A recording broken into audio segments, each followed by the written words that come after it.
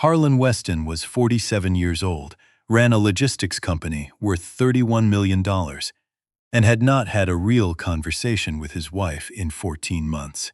Not the kind of silence that comes from fighting. The other kind.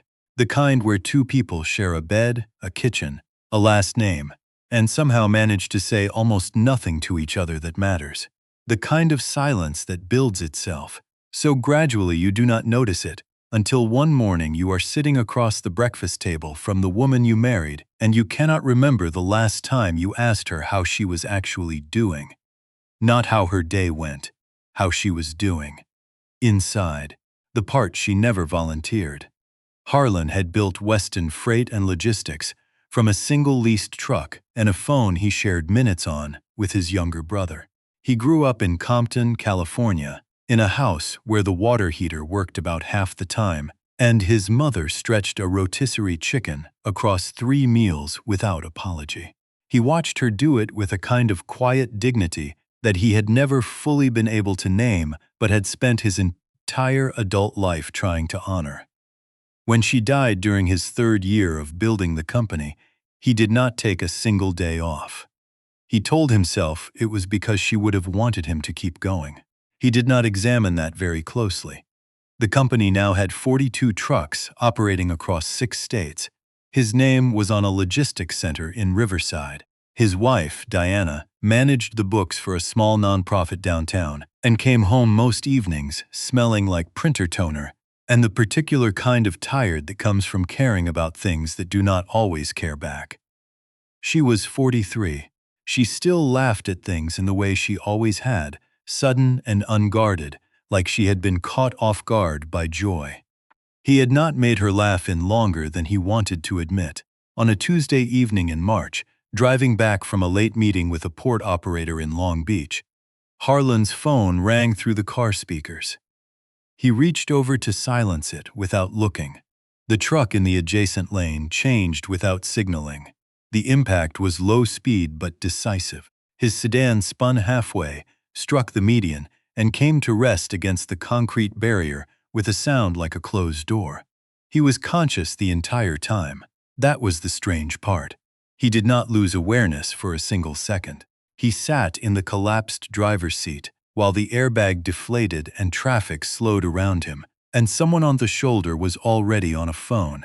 And he thought, with unusual calm, that he had no idea what his wife's face would look like when she walked through whatever door he ended up behind. He was not sure that was a good sign. At Cedars-Sinai, the attending physician told him he had a moderate concussion, a fractured left wrist, and lacerations along his collarbone that would need monitoring. Nothing that wouldn't heal. He was lucky. Everyone kept using that word like it was a gift he should be grateful for, rather than a verdict he had not yet decided how to feel about. His surgeon was a man named Dr. Carlton Reese, who had gone to school with Harlan at Cal State Long Beach, before becoming, improbably, a neurosurgeon who could have taken a position at any hospital on the coast and had chosen to stay in Los Angeles because, as he once told Harlan over drinks, this city made him. Harlan trusted him completely, which was why, in the recovery room 2 hours after the accident, with a blood pressure cuff cycling on his right arm and the monitors beeping their indifferent rhythm, he told Carlton what he was thinking. Carlton sat down slowly. "You want to pretend you don't recognize anyone," Carlton said. "I want to see what happens," Harlan said. "When there's nothing to protect, no title, no company, just a man in a hospital bed who doesn't know his own name." Carlton was quiet for a moment. "This is not something I can formally facilitate, I know. But a voluntary evaluation for extended observation is within protocol, and if a patient's cognitive responses during that period are atypical, that falls within the scope of my clinical judgment." Harlan looked at the ceiling. Outside the window, the city was doing what Los Angeles did at night, glittering and indifferent, making no promises.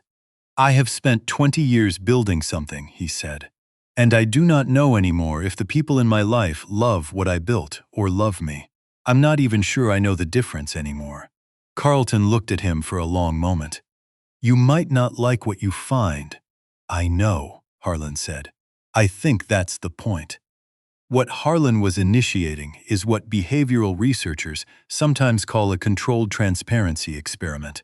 By removing the social currency that structures his relationships, his authority, his assets, his competence, he creates the conditions under which the people closest to him will reveal their actual motivations.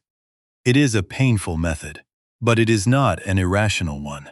The loneliness he describes is real, and it has a name: emotional invisibility inside a high-achieving marriage. It does not arrive loudly.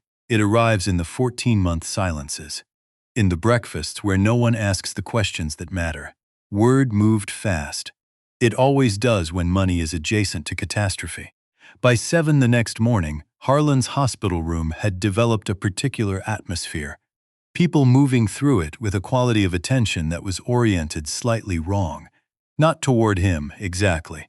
Toward the room, the equipment, the bedside table where his phone sat face up, the quality of attention of people who are calculating something while pretending to be concerned. Harlan lay still. His eyes tracked slowly, unfocused. His brother, Terrell, arrived first. Terrell was 41 and had worked for Weston Freight for 6 of those years, in a position that Harlan had created specifically for him, and that had been adjusted upward 3 times at Terrell's request and twice at Harlan's discretion. He was not a bad man, but he had grown accustomed to proximity to his brother's success in the way that a person acclimates to a temperature, gradually, completely, until they no longer notice it and begin to experience its absence as a personal injustice. He came in carrying a get-well balloon that had already started to lose altitude and a manila folder he set on the chair beside the bed before he sat down. "Big brother," he said, leaning forward. "It's Terrell. Can you hear me?" Harlan stared at the middle distance. Terrell glanced at the folder. "I talked to the attorneys this morning. Just preliminary stuff. With your condition, being uncertain, there are some decisions that need to happen quickly to protect the company. Assets don't sit still when there's ambiguity in leadership." He slid the folder closer to the edge of the chair. "I've been thinking about this for a while, honestly. Someone needs to step in." He stayed for 20 minutes. The folder stayed when he left. What Terrell is demonstrating is what psychologists call proximity entitlement. The quiet conviction formed through years of closeness to someone's success, that one has earned a stake in it. It does not feel like greed from the inside.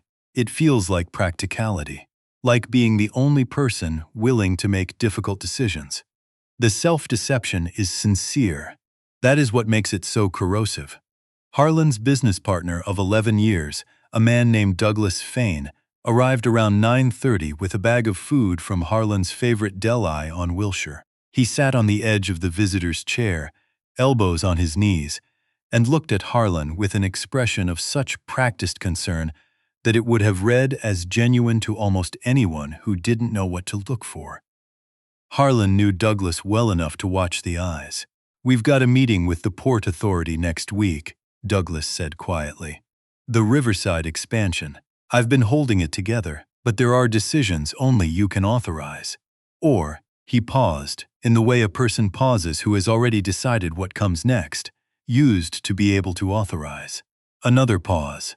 "Carlton told me about the neurological evaluation, the extent of the memory disruption." He leaned a little closer. "You trust me, right? You always have.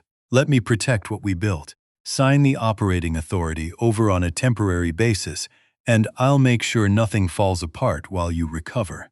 He left the paperwork on the bedside table. The pattern Douglas is employing has a clinical name: instrumental alliance erosion. A long-term relationship, genuine in its origins, that has slowly transitioned into a transactional framework. The friendship becomes the collateral. The trust becomes the mechanism. Most people engaged in this pattern are not fully conscious of what they are doing. The rationalization is sincere. "I am the right person for this. I am doing what is necessary." The self-serving nature of the action is occluded by the history of actual friendship. That history is real.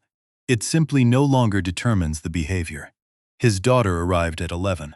Simone was 22, finishing a design degree at UCLA, and had her mother's laugh and her grandfather's stubbornness and her father's eyes in the precise combination that had, since she was about 3 years old, made it nearly impossible for Harlan to stay frustrated with her for more than about 4 minutes at a stretch.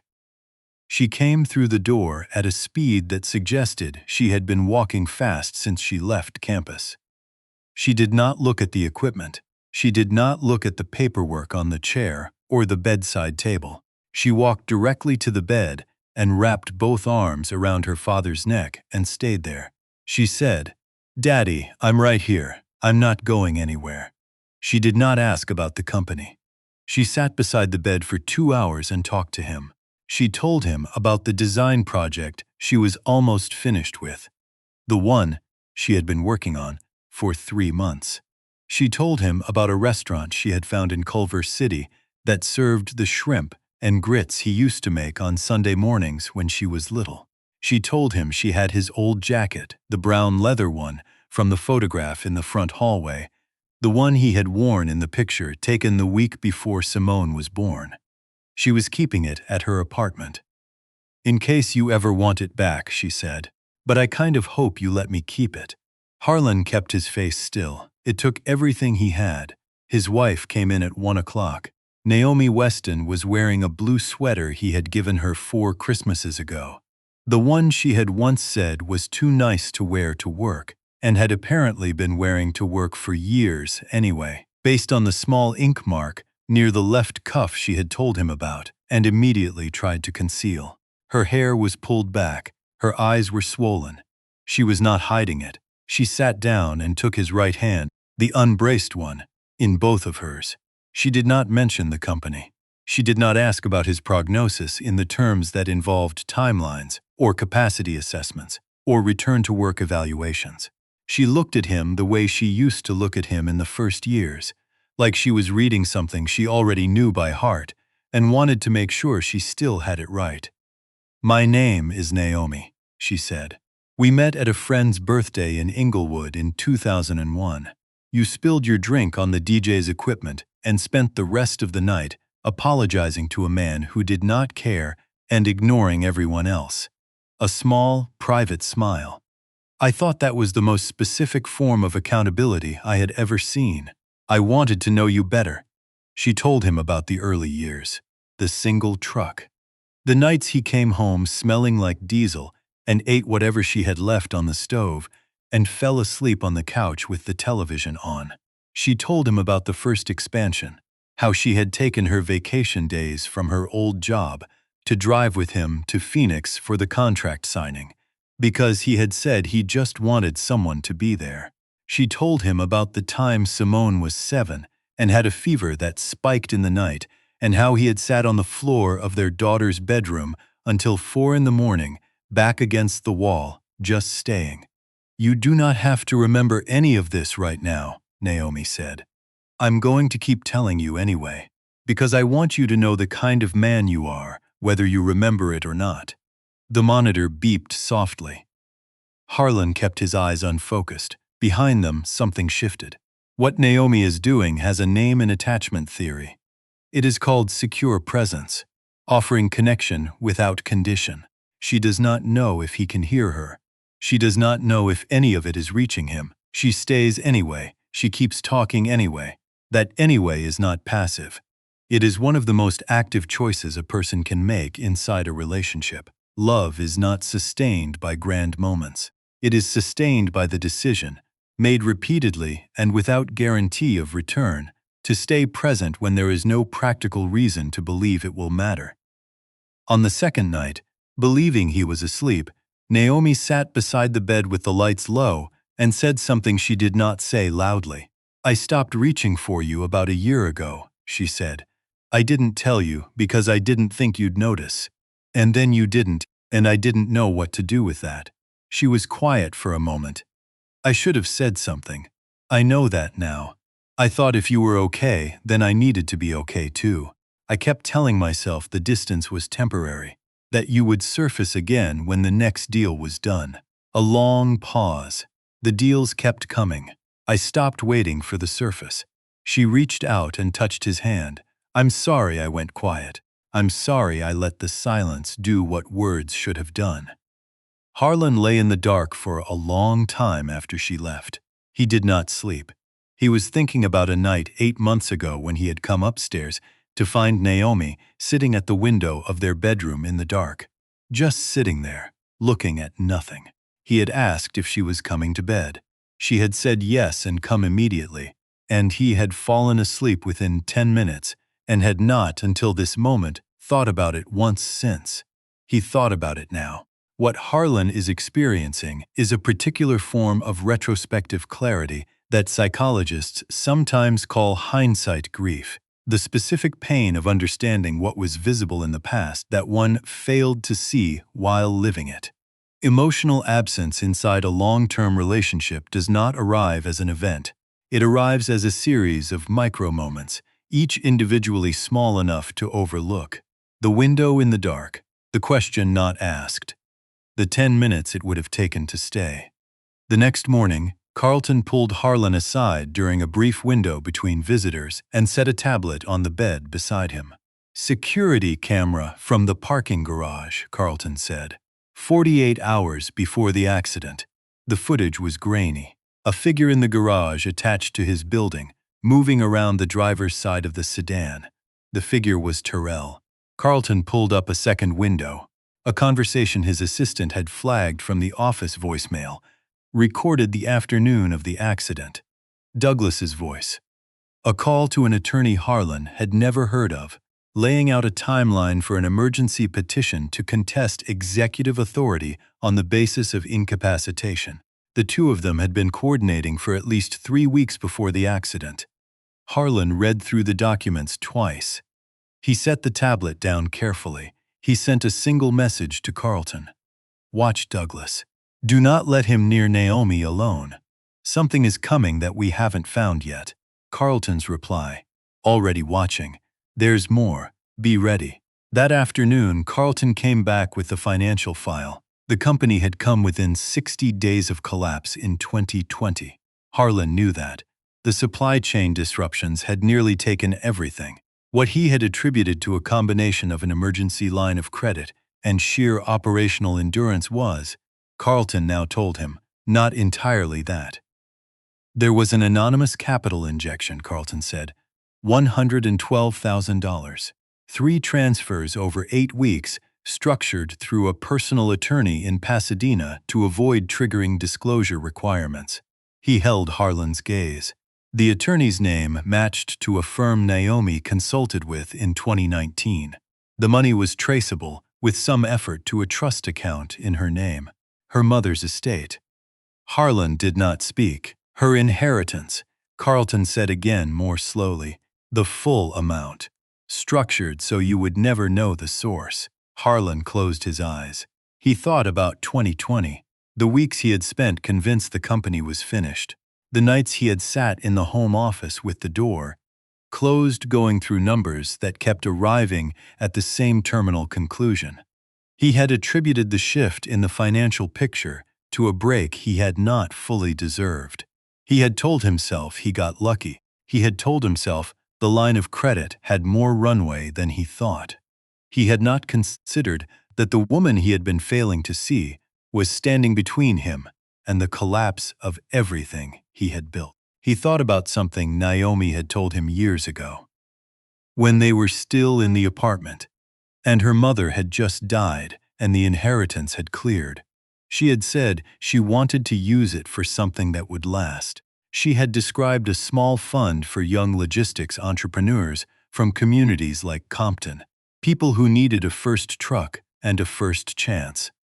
The way she talked about it, the particular warmth of a person describing a dream they have been slowly building in their head for years. He had said, "That's a great idea. We should talk about that." They had not talked about it. She had given it to him instead, silently, completely, without a single word. What Naomi did in 2020 is what researchers call a silent load-bearing act, a sacrifice so complete and so carefully concealed that it restructures the entire foundation of a relationship without either person fully understanding the weight that has shifted. She did not tell him, because she understood something about him he had not understood about himself, that he would have experienced her sacrifice as a debt, and he was already carrying more than he should. So she protected him from knowing. That is not self-erasure. That is a particular and deliberate form of love. Psychologists call it empathic attunement, knowing not just what someone needs, but what they are not yet ready to receive. The third night, Carlton received a call from Naomi's sister. Naomi was at a restaurant in Culver City. She had been there for an hour. Terrell and Douglas were both at the table. Carlton had the conversation on audio within 20 minutes, through a contact who had agreed to stay at the adjacent table after Naomi's sister placed the call. Harlan sat up in the hospital bed and put the earpiece in and listened. Douglas was doing the talking. His voice had the smooth, modulated quality of a man who believed strongly in his own reasonableness. "Nobody wants a court fight," Douglas was saying. "That's messy for everyone. The cleanest path is a cooperative transition of operating authority. You sign on Harlan's behalf given his current incapacitation. We manage the Riverside expansion through the quarter, and when he recovers, if he recovers at the functional level the company needs, everything reverts." A pause. "And if it doesn't revert?" Naomi's voice. Flat, careful. "Terrell, then the company continues, which is what Harlan would want." Silence. "Then, Douglas, there is also the matter of the 2020 financials. We know about the injection, Naomi. We know where it came from. If that becomes part of a legal proceeding, there are implications for how the ownership structure would be interpreted. It would be cleaner for you if this was resolved without litigation." Harlan pressed his eyes shut. They were threatening her with her own sacrifice, using the money she had given anonymously to save the company as a legal lever against her. Naomi was quiet for a moment. Then she said, "I want to make sure I understand what you're offering." Douglas leaned in. Harlan could hear the shift in the audio quality. "What I'm offering," Naomi said, "is for you to look at what I just set on the table." A pause. "That is a recording," she said. "I have been recording this conversation since before you sat down. And that folder is a copy of the communications between the two of you and the attorney you contacted the day of the accident." Her voice had gone very quiet, the particular quiet of a person who has made a decision and is no longer in any hurry. "I also have the garage footage. I also have testimony from the insurance adjuster who flagged the tire condition as inconsistent with road wear." Complete silence. "You have two options," Naomi said. "You leave this table and remove yourselves from every document, every account, every communication channel connected to my husband's company before business opens Monday. Or I walk this folder to the district attorney's office first thing in the morning. And I will not be walking alone. A beat. My husband built that company from one truck and a phone plan he shared with his brother. He did not build it for either of you. He built it because his mother worked 2 jobs and never asked for anything, and he promised himself he would build something worthy of that." She stood up.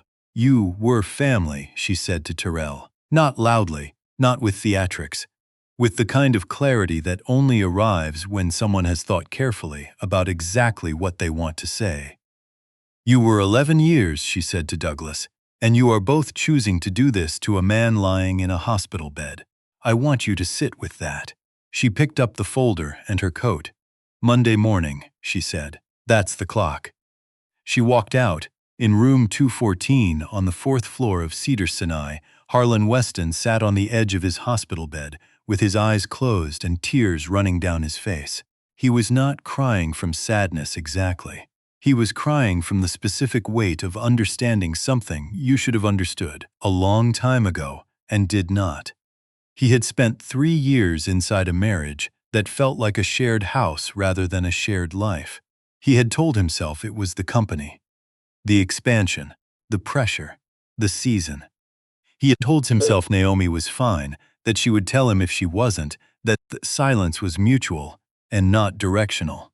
What he understood now, sitting in the dark with Carlton's tablet in his hands, was that he had been the one who built the silence. Not intentionally, not cruelly, but steadily, in the way that a person who is very good at carrying things alone can gradually make the people who love them feel unnecessary. Naomi had not gone quiet because she stopped caring. She had gone quiet because she ran out of places to put what she was carrying. And while he was watching from behind closed eyes, conducting his audit of everyone around him, the woman he had failed to see had been doing the one thing he had not considered, protecting him, spending the inheritance she had dreamed about since her mother died, building a legal case out of recordings and financial documents and parking garage footage, standing between everything he had built and the people who were trying to dismantle it. While he was testing her, she was covering him. That realization settled in his chest like something physical. He reached for his phone and sent Carlton a message.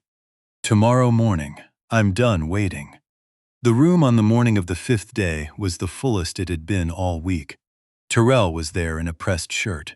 Douglas had brought pastries from a bakery in Silver Lake, the strategic kind of generosity calibrated to make a room feel indebted before anything has been said.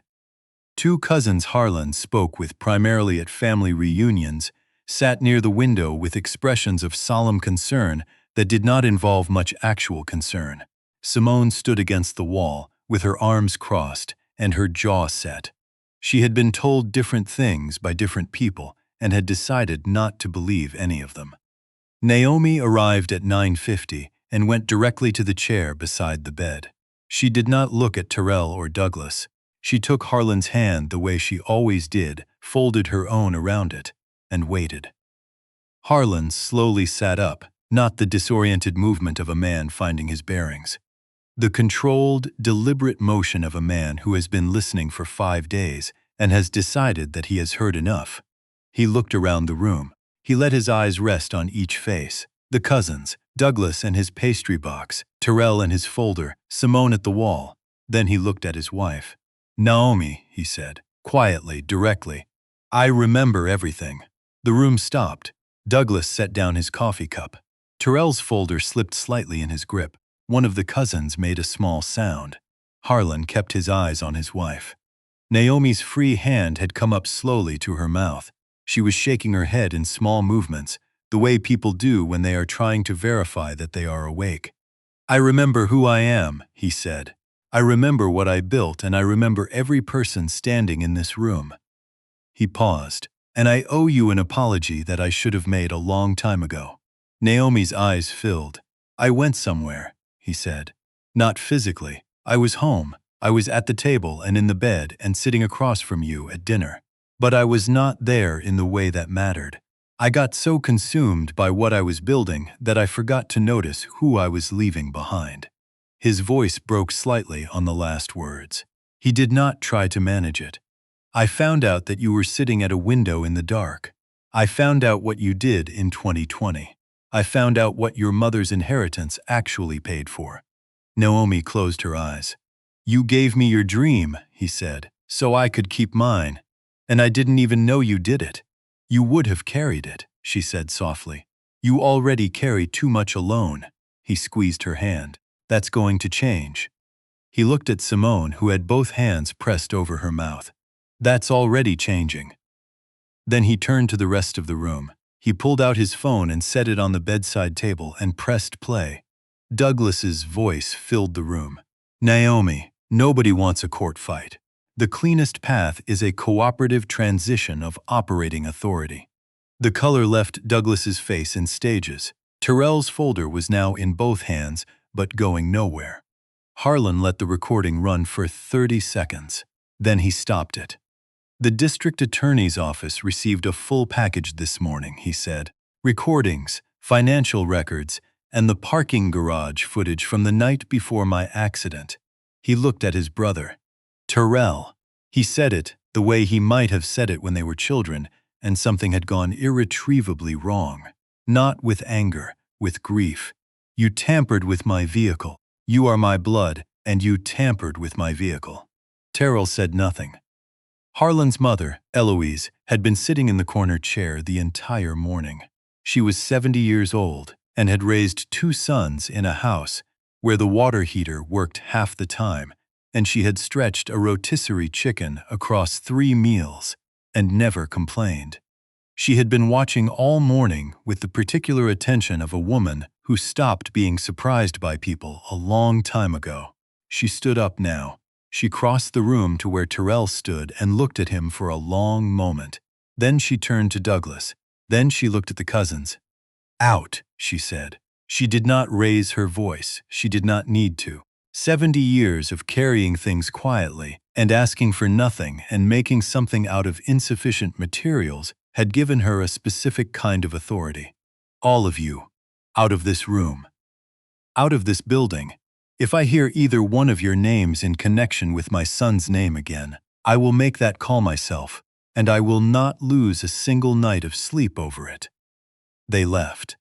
The cousins found prior obligations. Simone crossed the room and put her arms around both of her parents at once, and stayed there, and did not say anything because there was nothing that needed saying. Eloise sat back down, smoothed her skirt, and folded her hands. "Now then," she said to no one in particular. The hard, public part was finished. The real work was only beginning, and real work is slower, less dramatic, and more important than any confrontation. Spring came late to Los Angeles that year.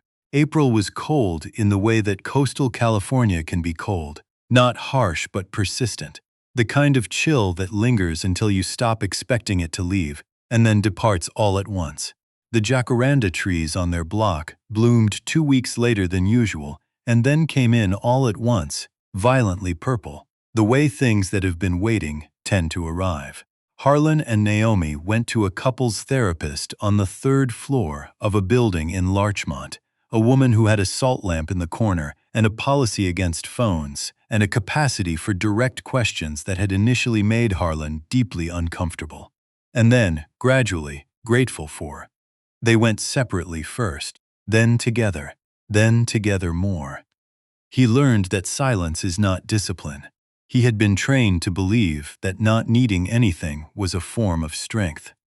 What he understood now was that it was a form of transmission, one that communicated to the people who loved him that they were not needed either. She learned that staying without speaking is not protection. She had believed for years that absorbing things quietly was a way of taking care of him. What she understood now was that it was also a way of disappearing. That love requires legibility, that it is not enough to be present. You have to be present and readable. Both of them learned that a marriage does not erode in large, dramatic moments. It erodes in the small, habitual choices to say nothing, and it heals the same way. One honest conversation at a time, one question asked and actually waded through, one night where one person says, "I'm not okay," and the other person stays in the room and listens. Simone graduated in June.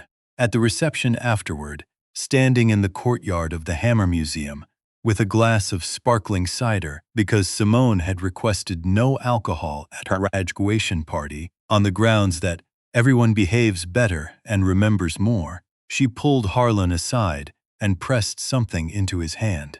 It was the leather jacket from the photograph in the front hallway. "I was keeping it safe," she said, "but I think you need it back now."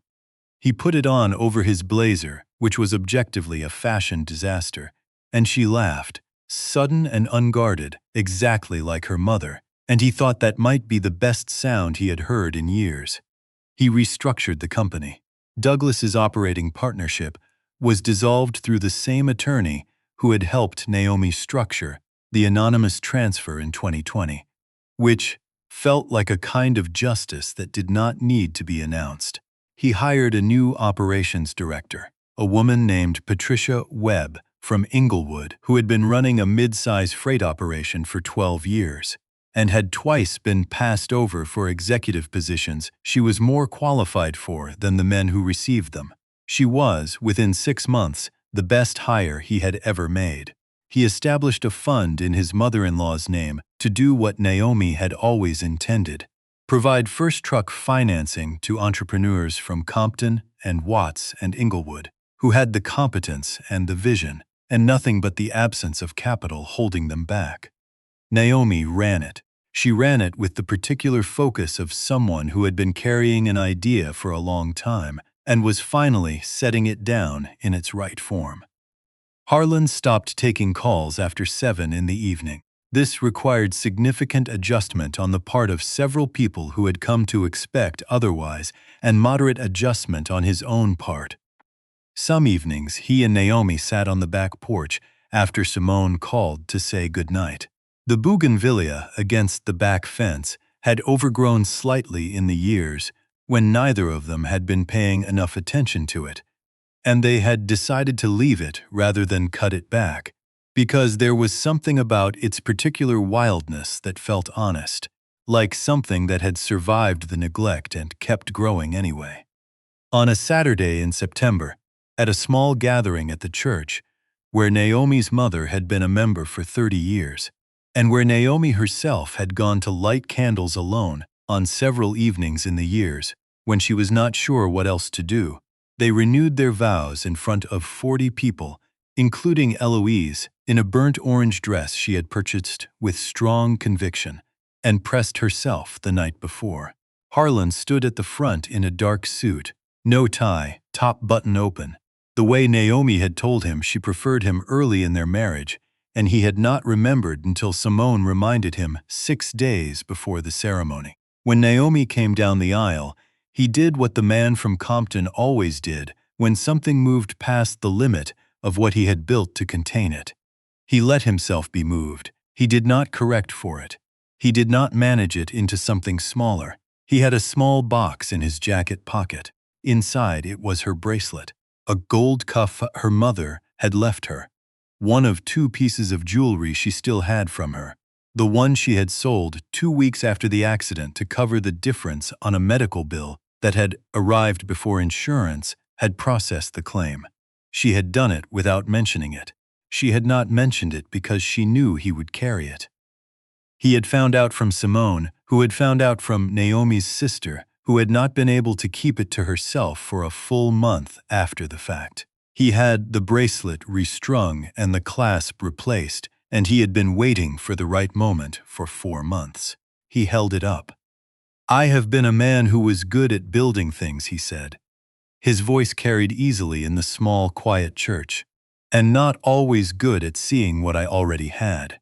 I was so focused on what I was making that I could not see what was holding it together." He looked at her. "You were holding it together.